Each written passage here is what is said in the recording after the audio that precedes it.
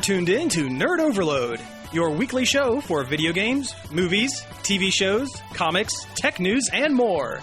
Now your hosts, Cody Pennick, Samantha Cross, Sam Dunham, and Josh Harrison.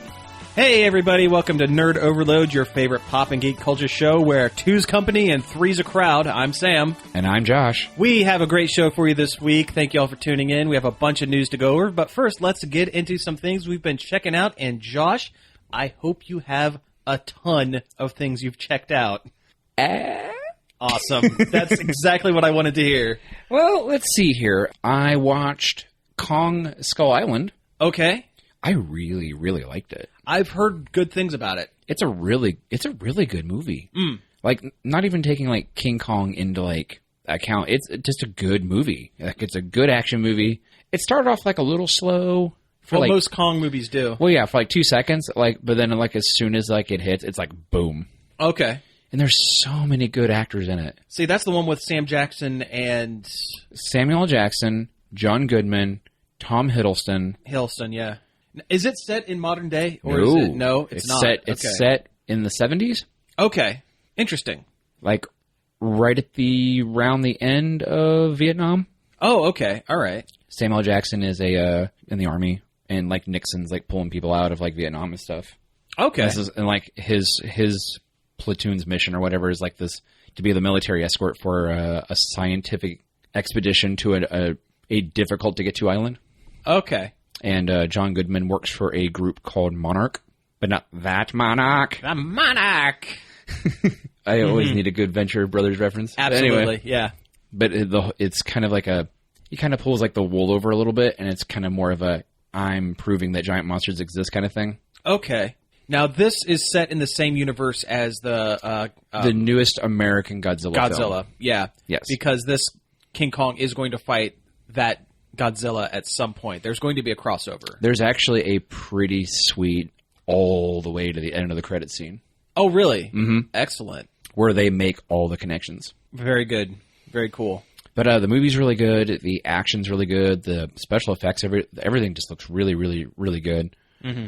Oh, John C. Reilly's in it. Oh, excellent. As a World War II soldier who's been stranded on the island since World War II. Really? Mm-hmm. Oh, man. Okay, so is he old age makeup, or is it like time doesn't work? No, he looks older. He's in the beginning of the movie. I guess 70s, it wouldn't be that far. 30-something years. Yeah, okay. And yeah, that makes sense. All right. Yeah, like it shows the very beginning of the movie an American pilot and a Japanese pilot crash on the island, and they're kind of like fighting it out like on a beach or whatever when you get like your first glimpse of Kong. Cool. Yeah. And so he plays the older version of the American pilot. Oh, okay. That's cool. He's kind of crazy. Yeah. Well, John C. Reilly. I don't think people give John C. Reilly like enough like credit. No, he's a very competent actor. Like a lot of times you mostly see him just kind of in goofy roles, either with like Will Ferrell or like Robot Chicken stuff. Yeah. Not Robot Chicken, the Adult Swimmy stuff. Yeah. But he's a very competent actor. He was in Chicago, the musical, where he played a very like serious, like really melancholic kind of role in that. And yeah, that was actually my first introduction to John C. Reilly. So when he would pop up in more comedic stuff, I would go, really? Him? But now it's kind of a given. Yeah. Yeah. But yeah, he has like these flashes where he's serious and he's excited to see people, but then he also has like these other moments where you could, even though he's not really been alone on the island. Yeah. He hasn't been around like his own people, but he has like these flashes where he's almost got what do you call like isolation syndrome. Okay, sure. Where you like been alone for so long you're kind of crazy. Yeah. Yeah. Kind of like an I Am Legend or a Castaway kind of stuff. Right. Man, there's like some points where he's like laughing and stuff with people and like slapping all these soldiers on the back and whatnot for seeing them and stuff. And he's like, "We're all gonna die." No, that's cool. But it's a really good movie. You could definitely see some of the what do you want to call it? Influences from the other Godzilla film. Oh, okay. Like on some of the more monstery fights. Gotcha. There's kind of some similar cinematography style kind of things. It's just a good movie. Good. It's a really good movie. You end up really disliking Samuel L. Jackson in the movie. Okay. But I really enjoy it, and I can't wait for the next installment within this greater kaiju monster universe. Oh yeah, and it's going to be Godzilla 2, and from what I understand, they're introducing Mothra and Rodan and Ghidorah all in that one. Man, that's a lot of stuff. Basically, Monster Island. Yeah, and I'm in. Cool. I'm wondering if they're still going to say that Ghidorah's from space, though. Maybe that would be cool. Mm-hmm. But that movie's so good. I really I was hesitant about it. I kept hearing good things about it, and then I just kind of went on the whim and I rented it, and I was like, "Oh man, I love this movie!" And then I went out and bought it. Yeah, cool, very cool. Well, let's see. One of the things I checked out, I can't talk about it. I haven't seen enough of it to really talk about it, but I watched the first 10 minutes or so of the Tick TV series that's on Amazon. I've heard it's kind of dark, but I've also heard it's kind of funny. It's from what I've seen, it's very funny, and it does kind of take a darker slant in every aspect except the Tick, which is fine. The Tick sticks out like a sore thumb, really hard from what I've seen. But beyond that, it's I don't know. It seems very good.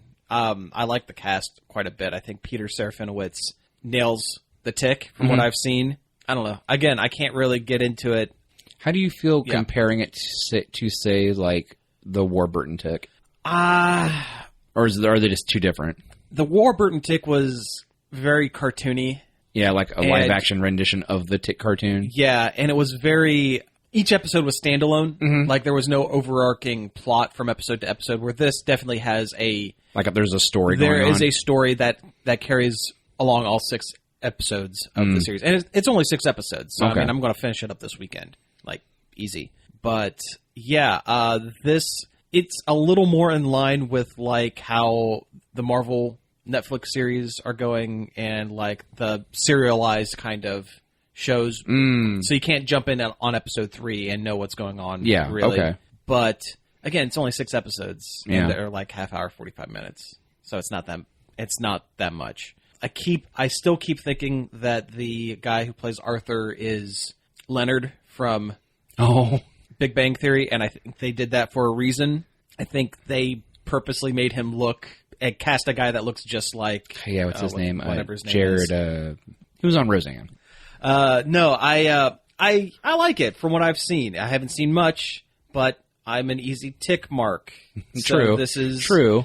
It would have to be something really, really out of left field for me to not enjoy it. Let's be honest. Do any of the kind of tickish catchphrases make it in? Not that I've seen. That's not to say that they won't. So he's not running around yelling spoon. That was a cartoon. That was just a cartoon wholly, thing? Yeah, okay. That was wholly built from the cartoon. Okay. No, he didn't really have anything like that. Does he have the super heroic, cheesy monologue-y kind of stuff? Yeah, from what I've seen, yes. Yeah. Evil's a foot fungus and I'm the cream or something stuff very in the same kind of vein. Okay. Sure. Yeah. Okay. There is, and I've only seen trailers, little snippets of this, but they do kind of reference back to the Warburton a little bit. There is a almost fight scene between the Tick and this guy that has just a bunch of swords and hatchets and stuff. And he's voiced by Warburton. Oh, okay. Yeah, I don't think he's in the suit, but I think they pulled his voice. Yeah. And it's a take on the Tick fighting a very Punisher-esque style, character. Punisher or Deathstroke from Arrow or whatever. That style of kind of super edge kind of character. Edgelord guy. Yeah. Yeah. But man, being a knife guy, and if his name was Edgelord, that would be kind of great. Yeah. But no, I'll have a full review of it next week because I'm definitely going to knock it out this weekend. But from what I've seen, it's really enjoyable. If you have Amazon, if you have Prime, then you'll have the Amazon TV or Amazon Movies service that everyone forgets to use. So you might as well use it for I keep thinking about signing up for it, but it's that $100 drop for the year. See, I pay $10 a month for it. Oh, you can do that? I got in on a special deal. Oh. So... Yeah, I just pay $10 a month. I mean, I end up paying more for the year, but it's a little easier to swallow than $100 in one chunk. Yeah, oh man, that's the one thing that kind of keeps me away from doing it. Is if they had a monthly service fee, I'd probably be all over it. Yeah. So, the other thing I checked out, and I talked about this 2 weeks ago, and kind of gave it a lukewarm review, was the 3DS game Miitopia. Mm-hmm. You almost said Miitomo. Yeah, that sucks. Miitomo sucks. But Miitopia, last time I talked about it, and I'm not going to go into it again this time because it's the same concept. Yeah, I remember you said charming, but not worth the full price. I rescind the not worth the full price portion of that review. It's still like baby's first RPG. It's kind of light in that area, but the story and the world that it builds is much larger than I had anticipated. I was really kind of anticipating about 15 to 20 hours worth of gameplay, and when you beat the final boss, it unlocks the second half of the game. Oh. Yeah, like there's 4 other levels, like lands to traverse to fight an even bigger final boss, and then after that, it unlocks 2 more giant. Jeez. Yeah. But wait, there's more. Basically, yeah. And it also has an achievement system in it. There are like 250, 260-ish like achievements to get. I hate that. I hate it when like I'm playing a game. I'm like, yeah, I'm doing great. I'm having fun. Oh, you're putting a collector mentality in this. There is, and the weapon and armor system has a collectability, is part of the collection kind of mentality. Same thing with you get. It's hard to explain, but after every level, you get a chance to eat. Your character eats food, and it bumps up one of their stats. And you get the different foods from the different monsters. And there's 3 tiers to each food for each monster type. And one of the achievements is you've collected every type of food in the game, which is difficult. Is the achievement called Flavor Town? It should be. Yeah, but the game's charming. The dialogue's funny enough, although at some points it starts kind of getting repetitive a little bit. Well, it happens with RPGs. Yeah, and the battle system is super light to the point where you can just kind of set it on auto mode and hold down the fast forward button, and kind of when you get kind of bored with it, you just kind of blow through a couple of levels. But there is one of the achievements is you've traversed every path on every level in the game, which means a lot of them you have to go back and play the same level like 2 or 3 times because the main screen's like an auto runner, and then at some points you have to choose like left or right. But to get the achievement, you have to choose both left and then go back and do the same thing and choose right. I mean, to do that, you end up at a level where there's never really a problem with boss fights. Oh, yeah. I think I've had the grind. Yeah, there's really no... It's a good way to mask grinding in a way of, going through and just unlocking all the paths to all the routes. All of the game. Seeing all the game, yeah. So, in that sense, it's not that bad. But, yeah, it's worth the money. I think it's worth the money. I still wish the game would have come out earlier in the 3DS lifetime. Yeah, it feels... I don't want to say it feels wasted on the 3DS. Yeah. But maybe it could have been a Switch title kind of thing. It could have. I think it would have had to have been a little meatier to be put on the Switch. If this game would have been put on the Switch, it either would have needed a little more content or it would have gotten derided as just being fluff. Yeah. And like not good. But it stands as a 3DS title. It has legs as a 3D title. The 3DS title, yeah.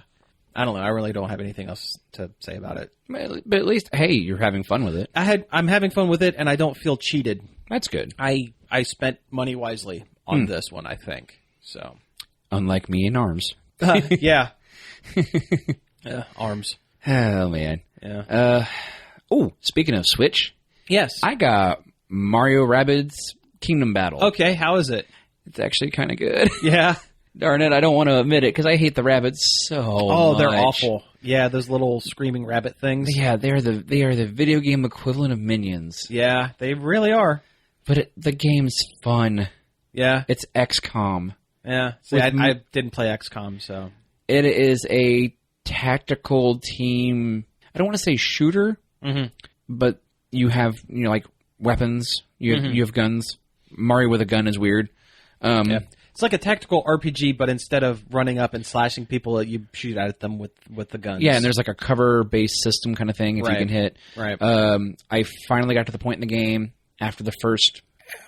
I want to say it's almost like a break point. Mm-hmm. It's not quite through the first world, but it allows you to go to your base.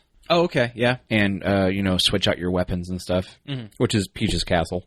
Or actually right outside Peach's Castle. The game, is like, the world they build is weird. Because, like, the opening cinematic thing is not set in the Mushroom Kingdom. Oh. It's set in a kind of a... I don't want to say amateur tinkerer, because they make it sound like she is a very competent mechanical engineer / mad scientist. Okay. Who's also a huge Nintendo fan. She has, like, Nintendo, like, toys and posters and stuff, like, all over her walls and whatnot. Okay. Well, she's part of the Rabbids part of the universe. Okay, so she's from Rayman. I don't know. Technically. Technically, yes. Okay. But she walks out of the room, and then the Rabbids show up in their washing machine, time machine thing, and interacts weird with her equipment. And it sucks them into the Mushroom Kingdom. Well, it sucks the Rabbids themselves into the Mushroom Kingdom. Oh, okay. And some of her inventions, which includes this device that melds things together. And that's like the big overarching story is because of the influence of the Rabbids and this weird technology, it's ripping apart the Mushroom Kingdom. Oh, okay. It's weird. It's really hard to explain because it's so goofy. But the game itself is really good. Okay, well that's good. That's good to hear. And some of the Rabbid characters aren't garbage, which makes me really hate it more. Yeah, sure. Like, so far, you can switch out people on your team and whatnot. I haven't found any new team members yet. So right now I've got Mario, Rabbid Peach. Okay. Who is basically just a Rabbid in a Princess Peach cosplay. Yeah, sure. Who takes selfies all the time. She's always like pulling out her phone and like doing like selfie stuff. And Rabbid Luigi. Okay. And when you actually meet Princess Peach, like the real Princess Peach, Rabbid Peach gets all like indignant. Oh, really? Like looks her up and down. It's like, and like the little robot companion you have with you that's from the girls' lab. Yeah. It's like, sorry, Rabbid Peach really takes her cosplay really seriously. Oh my gosh, that's funny. But you can find all kinds of different guns. But they're like specific for different characters. Okay, sure. Like I've got like one's for Mario, one's for Rabbid Luigi, and one's for Rabbid Peach. Yeah, that makes sense. Yeah. But the game's actually kind of fun. There's like a whole like team-based system, like where like you use this character almost like Chroma Squad. Okay, I was just going to say if it was kind of in that vein. Yeah, like it allows you to do like team jumps and stuff. Okay, cool. Very Chroma Squad-esque to get further distance and actually still have actions left to go do stuff. Gotcha. Okay. And different guns you find will have bonus effects against certain enemies. Sure. That's pretty standard with those games, though. You collect coins and whatnot as you go to fund more stuff, items to collect. Some of the humor is actually kind of decent, and it makes me angry. Like I found this rabbid gun. Like it's a gun that looks kind of like a rabbid. And it said something like, much like Van Gogh, because everyone's got like a little write-up. And it said, much like Van Gogh, the rabbids choose to design things to reflect their own tortured something or whatever. Oh, jeez. I'm like, oh, I don't want to like that joke. No, but I'm not terribly deep into it. I'm probably like an hour and a half or so into it. I'll probably play it a little more today. Oh, cool. But I like it. Yeah. Good. Are you going to get the DLC? I already got it. Oh, really? Yeah, it came with it. A code for it. Oh, it did? Okay. The Pixel Pack. For the Pixel weapons. Yeah. Which is what I'm using right now, and I feel like I'm cheating a little bit because they're a little more powerful than the stuff I'm finding right now. Nice. It's always nice when the DLC gives you like a little extra edge. Yeah. Which I'm sure early levels. Which I'm sure it'll level out. Oh, sure. It will. They always do. Because I'm now finding enemies that can do similar things to what I can do. Okay. Rather than me just stomping on guys that can only move and shoot. Yeah. But now I'm getting guys that can jump around and whatnot. And like the different, like when you're moving around the world, there are like different things to find, like chests here and there, and different paths to find different things. There's a lot of like little collectible stuff you can find.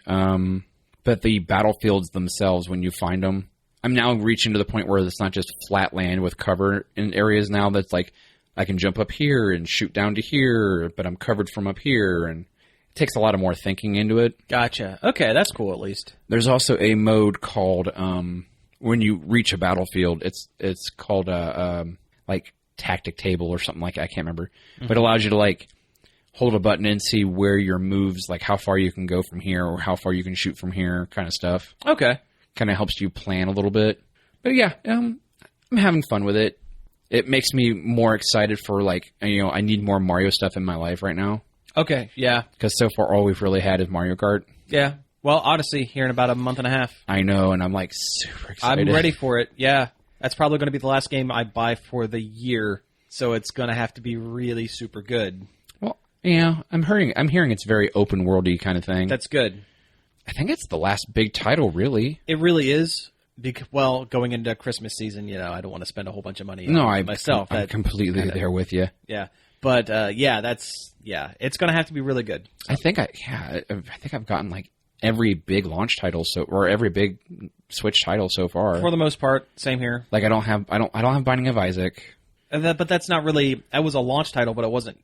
I wouldn't call it like a big title. I wouldn't put it on the same level as like Breath of the Wild or Splatoon or something like that. Yeah, but I've got all those. I got Breath of the Wild. I got Splatoon. I've got Mario Kart. Arms. Yeah, Arms. I'm just wondering if I should just trade that thing. I'm sure it's eventually going to pick back up once people stop playing Splatoon. That game kind of got buried by Splatoon 2. Yeah. I feel. Yeah, well, they didn't like really super support it either. They're going to for the next couple years. That's good. That's good. And I'm excited for that. So far right now with Splatoon is they've been like leaking out every like week or 2 weeks or so. Like we actually got our first new map. Yeah. I haven't played it yet, but it looks really cool. And they've had new guns pretty regularly. But that's how they did with Splatoon 1. Mm-hmm. They have this drip feed you stuff for over a year or two. This umbrella shotgun that's kind of nuts. Yeah, I've been looking at that. It's weird. It's like a completely different weapon. Yeah, like the way and it has a shield. It kind of acts as kind of a shield a little bit as well. If right? you if you can sit there and hold it and it puts the umbrella out and you can like block shots and whatnot with it. But if you hold it for a certain amount of time, it launches the umbrella part. Oh, okay. In a straight line that paints the line as it goes. Cool. Okay. So you can use it as like a push. Okay. Because it'll help, like you can run behind it, but you can still shoot even after the umbrella has been ejected. Oh, right on. All right. Excellent. Or you can follow the umbrella like swimming through the ink. Mm-hmm. It's a really cool weapon, but the range is super short. Oh, it is? Yeah, like I said, it's very much a shotgun. Okay. Interesting. Well, the video game equivalent to a shotgun. Yeah. I'm interested in checking it out. Honestly, I haven't jumped into Splatoon in a while. So. Yeah, there's a Splatfest this weekend, but I'm not going to be able to play it. Oh yeah, that's right. Yeah, it's the invisibility versus flight. Oh, flight. I know, right? Yeah. I feel like invisibility is a wasted power. Yeah, but I think also that might be like the adult in me. It's like I can fly somewhere. That means I don't have to drive. I don't have to drive. Don't have to spend money on gas. I know. Yeah. If you're quick enough, you don't have to spend, you can sell your car, not have car insurance, Mm-hmm, exactly. Yeah. It's the I'm a boring adult thing in me. Teleportation is like the best power. Yeah, exactly. As far as I'm concerned. Exactly. Yeah, just to instantly be wherever I need to be, 100%. Yeah.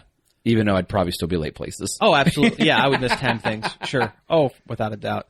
There's one last thing that I guess I could talk about a little bit. So there's, on Kickstarter, there's been a couple of these. There's a guy named Ben Solvey. He's been going through and he's been finding old, like, original film canisters of classic B movies. He did one he did the Manos, The Hands of Fate restoration. His second project finally, after like almost 3 years in production, I finally received it. It's the Atomic Brain. Ooh. Also known as Monstrosity. He didn't know that it was called that until he was going through the old negative and found different like deleted scenes and different title cards for the same movie. So there's actually both versions of the film, like the Monstrosity cut and the Atomic Brain cut. Got that on Blu-ray as a back reward from Kickstarter after like I said, like 3 years. I had forgotten I'd backed it to be perfectly honest. But the cut is pristine. It's kind of crazy that a movie that old can look so good. A movie that old and that cheesy can look better than like some movies today. Atomic Brain is basically this guy, this mad scientist is experimenting with turning animals into people and also putting the brains of people into like the animal people bodies. It's just mad science. So it's not like Island of Dr. Moreau. Not really, because he's not. I guess he's not really turning animals into people, but he's like putting cat brains into people and making like cat people hybrid and like gorilla people hybrid. It's weird. It's a weird old B sci-fi movie. It's a drive-in movie, but it's enjoyable. They did it on Mystery Science Theater years and years ago, but which would be why you got it. Well, sure, yeah, it's absolutely. But it's a really solid B sci-fi movie, I think. Definitely worth having the restoration, I would say. More so than Manos, as much as I love Manos and how cheesy bad that is. This one's was worth the restoration, I think. Okay. It's really about it.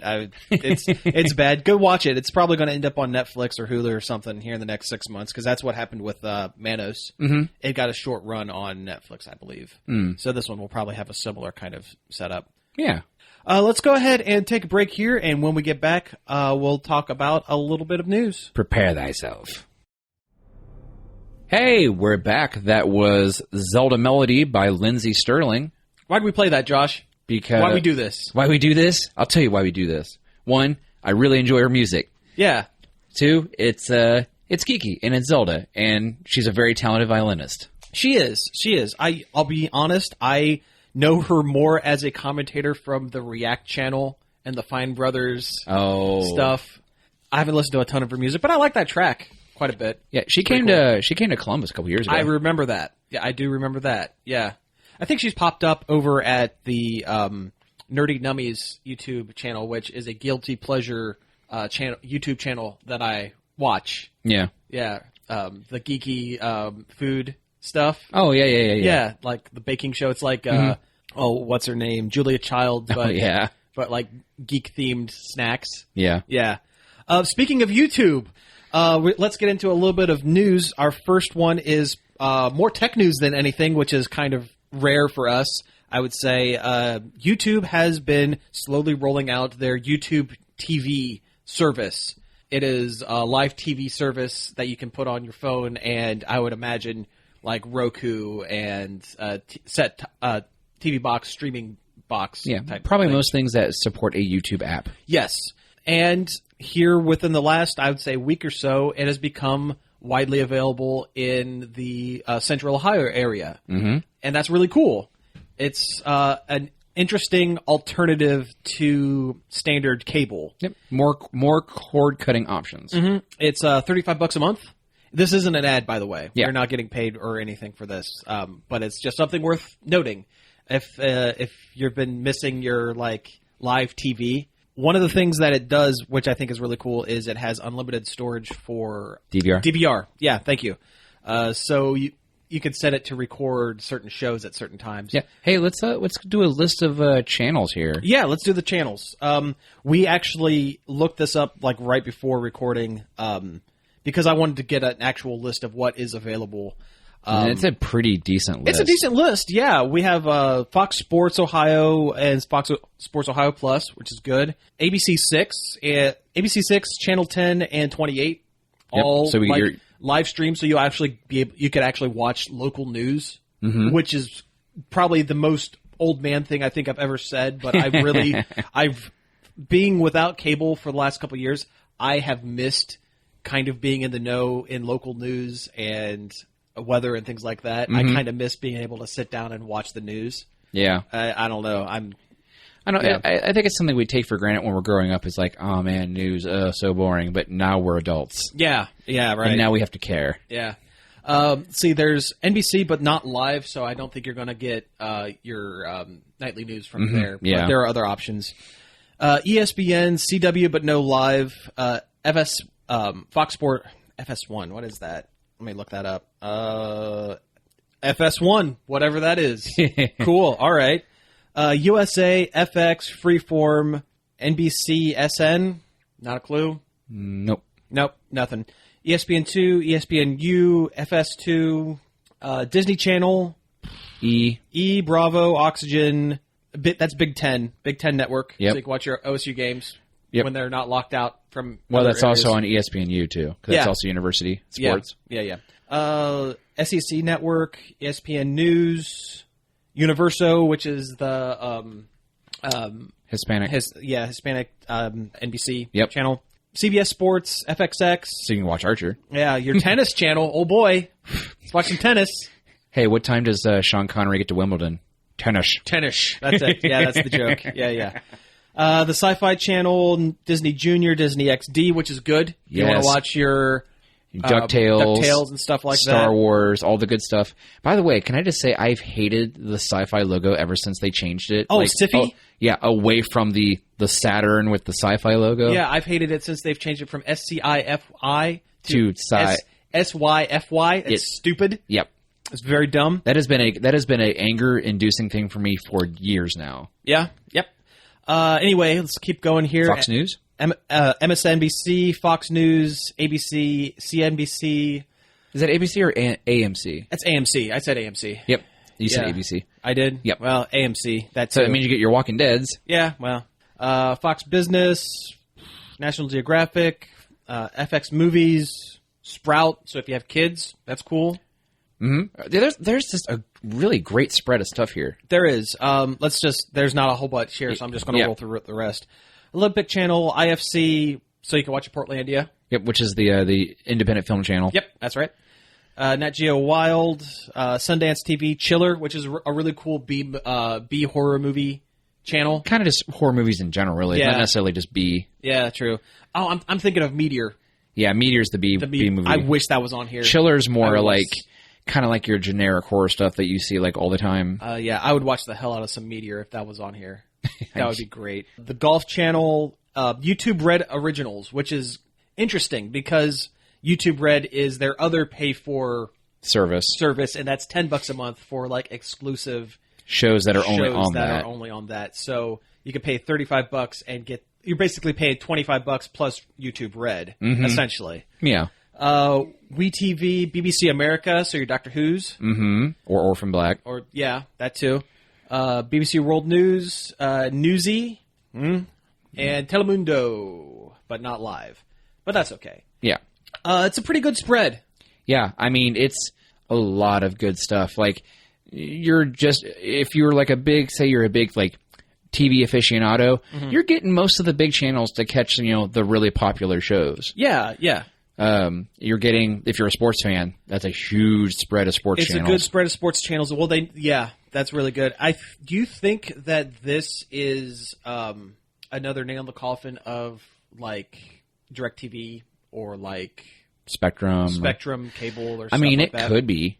Yeah. I mean, if they had Turner stuff on there, like Cartoon Network, that probably would have done it for me. Yeah. Yeah, because that's the other channel I watch a lot of. We see a lot of that is over on the other the other end of the thing. Other end of the thing, because I think DirecTV has DirecTV Now, which is a very similar service, but I don't think they have the live news. That this does. Yeah, and that really more than anything is the draw for me. Yeah, like I said, just about everything else you can catch. Yeah. I mean, you got all the Disney stuff on there. You got all the kids stuff. Like I said, you don't have like the Nickelodeons. You don't have Nickelodeon, don't have Cartoon Network. That's kind of rough. I bet down the line they will. Yeah, I would imagine it. If this does well enough, as this picks up steam and rolls out in other markets, sure. I mean, it's definitely worth getting, especially if you're a cord cutter or you've just been without TV, like cable television for a while. And we should mention the stations that we mentioned are very specific to like the Columbus area. Like, we punched in Marion zip code, and that is what you would get in our area. If you're listening to us from outside of the Marion area, it might be a little different. Yeah, your selection might be different. Yeah, but it's all kind of the same sort of thing. Yeah. Also, I think Showtime is an add-on. You can pay a little extra for Showtime, which is something else you can do with Hulu too. Yeah, you can do that. So I mean, there are definitely options out there. There are. This is, again, after not having live TV for the last couple of years, this might be an option for me. I kind of dig it. And $35, while it's definitely more expensive than most streaming services like Netflix and Hulu and things like that, it's very tempting. I'll be honest. Yeah.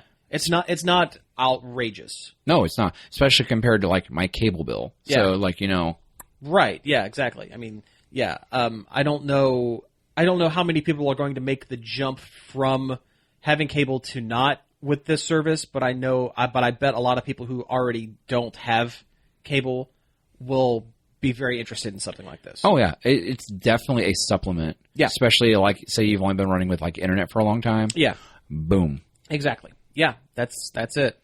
So anyway, yeah, YouTube Red TV, not an ad, but seems like a pretty okay idea. Oh yeah, it definitely seems like a good service. Yes.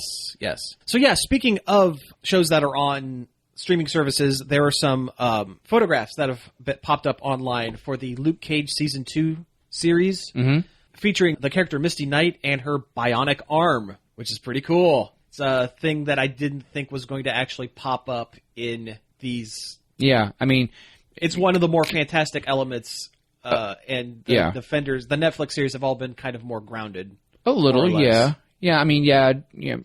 There's magic, a little bit of magic. And a little bit of superpowers, but for the most part, they've been very kind of down-to-earth kind of Which things. is funny, because the fact that, the Netflix series are all connected to the greater MCU. In theory. No, it's not a theory. It's in Daredevil, they mention the Avengers. They mention it, but it's not like... The events of the Avengers. Yeah. It's not like these characters are ever going to pop up in any of the movies. Ever. No. But they're there. Yeah. But yeah, that was one thing. Like I always wondered, like when Misty Knight popped up in Luke Cage season 1, I was like, oh man, she doesn't have a robo arm. Yeah. Well, I guess now she does. I'll be honest, haven't watched all of the Defenders, but I guess at one point she gets her arm cut off by a hand ninja. Which I'm so glad they brought in the hand. Me too. That's some of the best stuff in Daredevil. Daredevil season 1, yeah. But no, it's cool. It's like I said, it's interesting that they're bringing in some of the more fantastic elements, and they're kind of sticking truer to the comic book roots. Oh yeah, definitely. Because they could have very easily not done that. Yeah, it would have been super easy for them to just say, "No, she's just a cop." Yeah, and that's which fine. in Luke Cage is pretty much what she was. And I don't think anyone would have been upset with them just saying, "Nah, she's just a really cool, awesome cop." But now she's this cool, awesome cop with a robot arm. Okay, awesome. I dig it. Check in the box. Yeah. And Luke Cage is good. Yes. Especially that soundtrack. That is, yes. And no kidding, right? I mean, too bad Iron Fist was kind of... Iron Fist and Daredevil Season 2, the non-Punisher parts were kind of the weakest of the bunch. Yeah. I'm a little concerned for the Punisher series. Like, I liked the Punisher in Daredevil Season 2. I'm not sure how well he's going to carry an entire series by himself. Like the Hulk, the Punisher works best when he is a supporting character. Yes.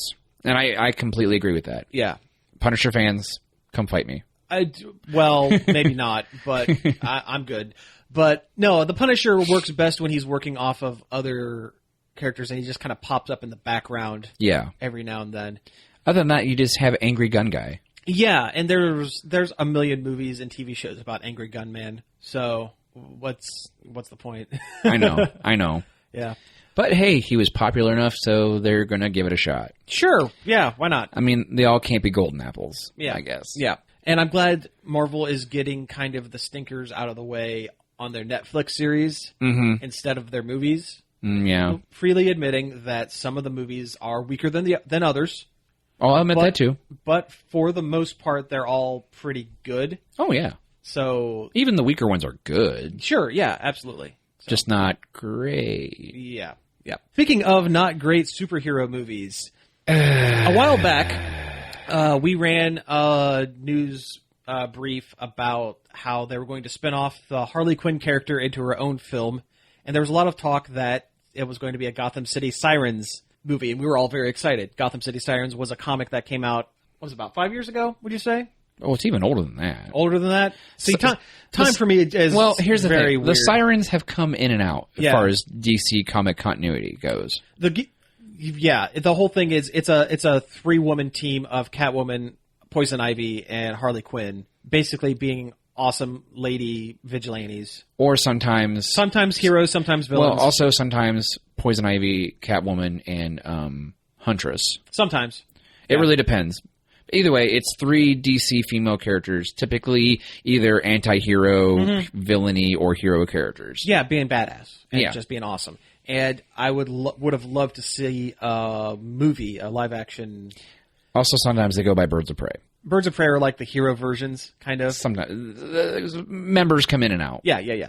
Anyway, point being, a movie of that concept would have been excellent because Margot Robbie was probably one of the best. She was great. She was one of the best parts of Suicide Squad, which admittedly was not very good. No, but she was a standout. She did a very good job as Harley Quinn, and I think. And she would have done even better if she wasn't attached to the Joker, which leads us to our news point.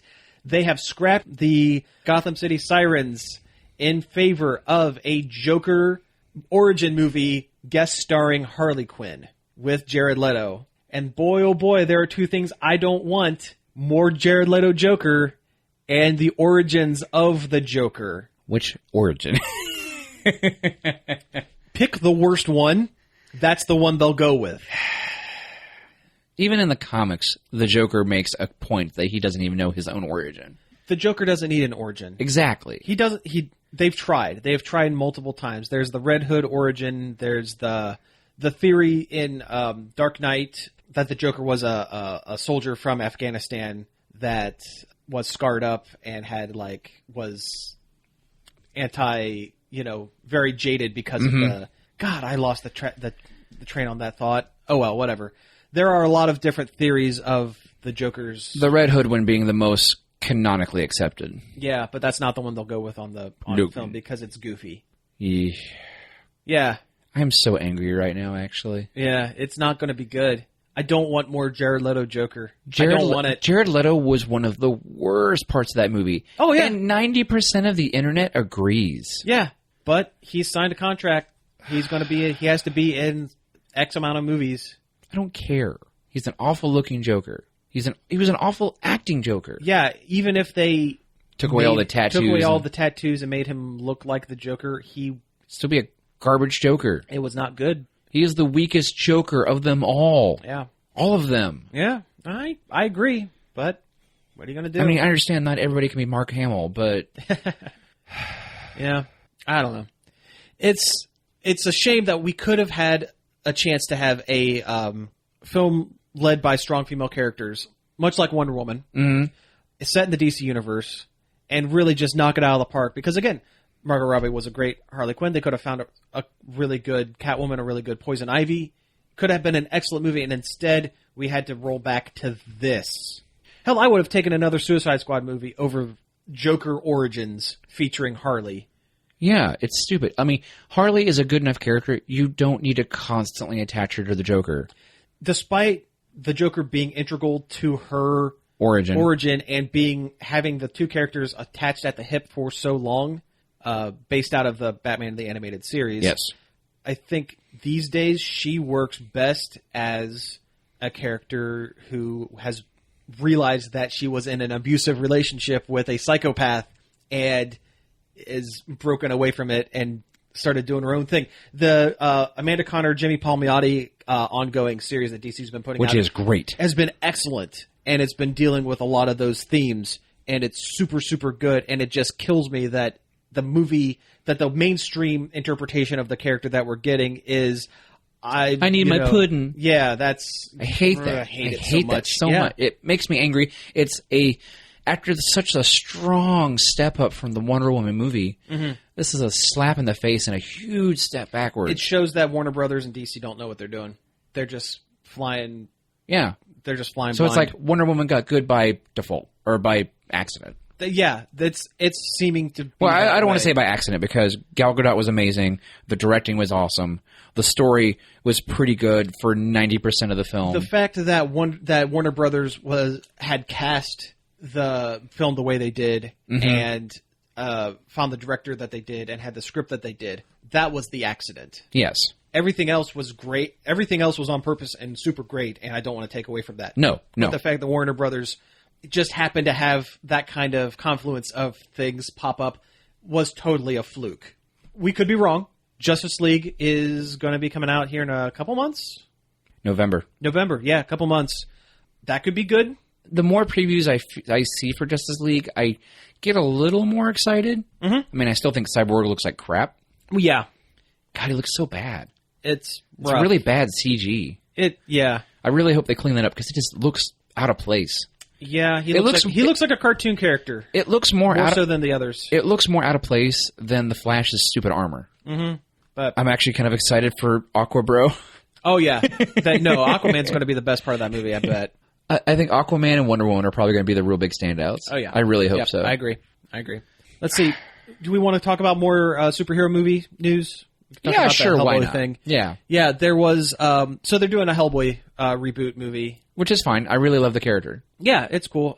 It's a shame that none of the original actors are going to be back for it because Ron Perlman was an excellent Hellboy. But I love Ron Perlman. I understand they're going to go in a different direction. They're going to just kind of reboot the line and just start it fresh. There was an actor. Let me look up the name of the actor. Josh, you vamp while I'm looking up.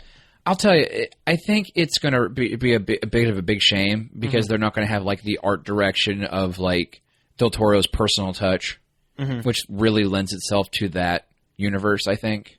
Yeah. Like with, because I love the Hellboy comics and I love Mike Mignolia's like, art. Yeah. And he's like going to be like on set for this. Like I am excited for that. Yeah. And that's cool. Anyway, here I found the names and stuff. There is a character named Ben Daimyo. I think that's how you say it. Daimyo? Yeah. Like a Japanese warlord thing? Daimyo. Okay. Yeah. Anyway, it's a character from Hellboy. He's Asian American. Yes. And he's going to be featured in the new Hellboy movie. And he was cast recently. Actor Ed Skrein was going to be the character. Yeah. He is a white British guy. Mm-hmm. And there was starting to be rumblings of, oh no, they're whitewashing characters again, like the Ghost in the Shell and like every other movie. And this Skrein did something that was a little unexpected.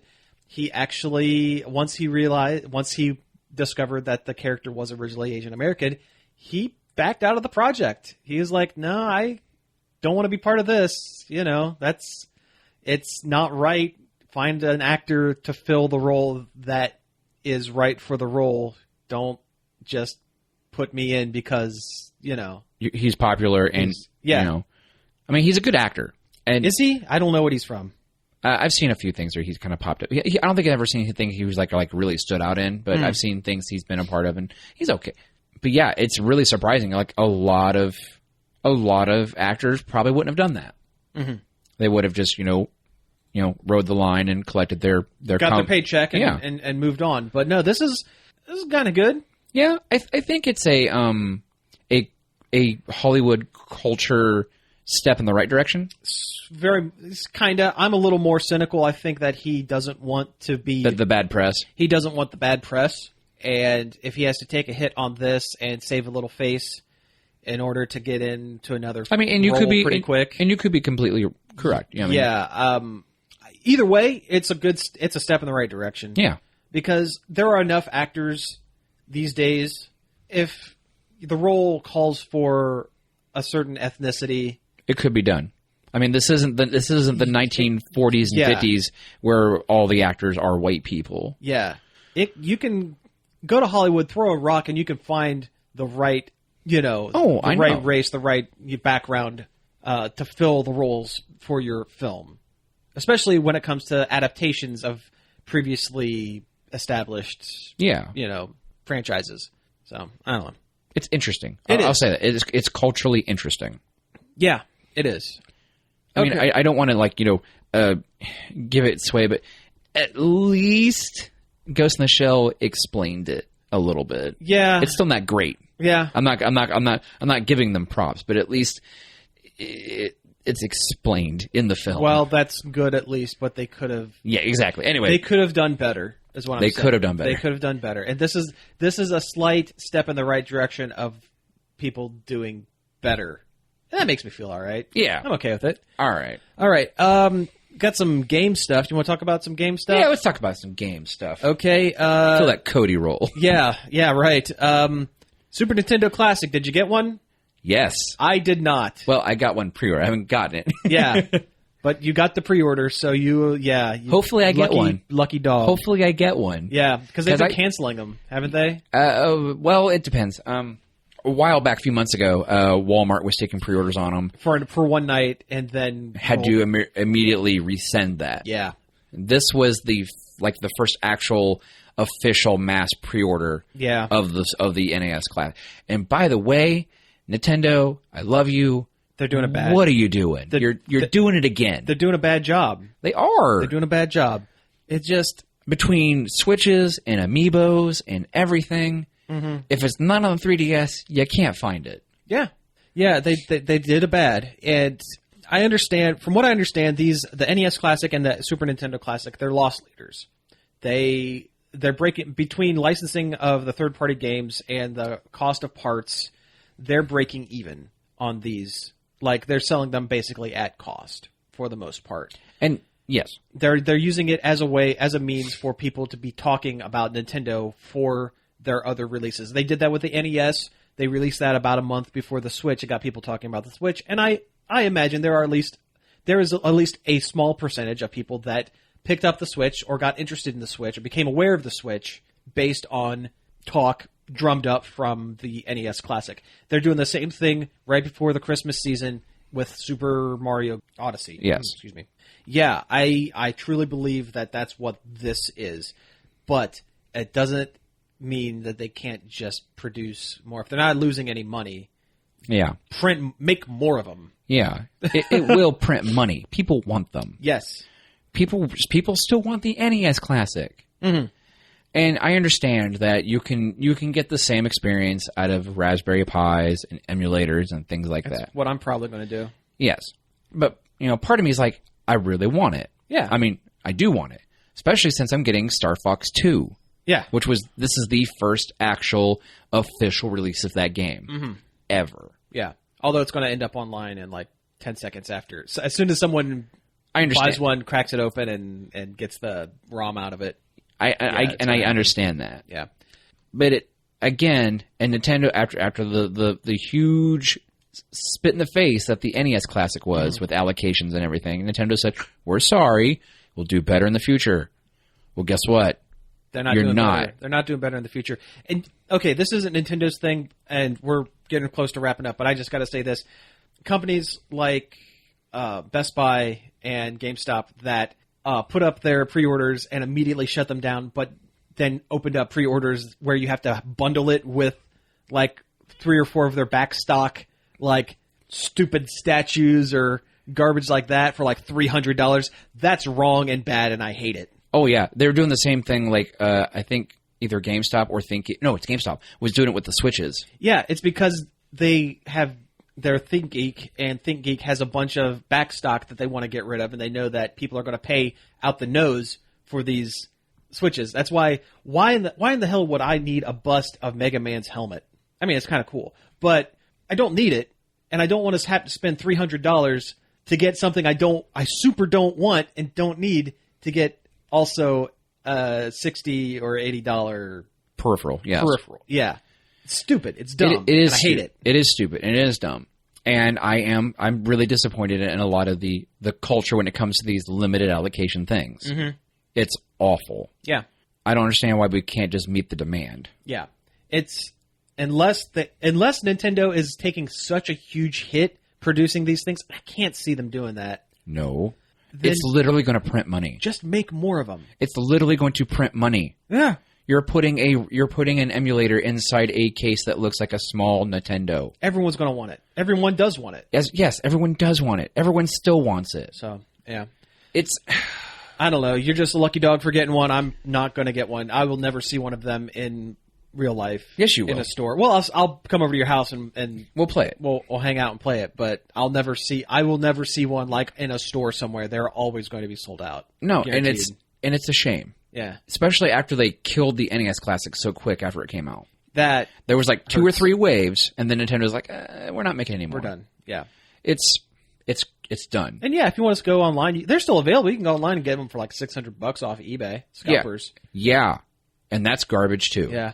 I did like how a lot of the pre-order, the companies have been like limiting like the pre-orders to like 1 or 2. I think 1 has been like the standard. Well, and that's good. It's kind of cutting down on scalpers a little bit, and that's good because the NES Classic, I think people were like pre-ordering like 5 at a time.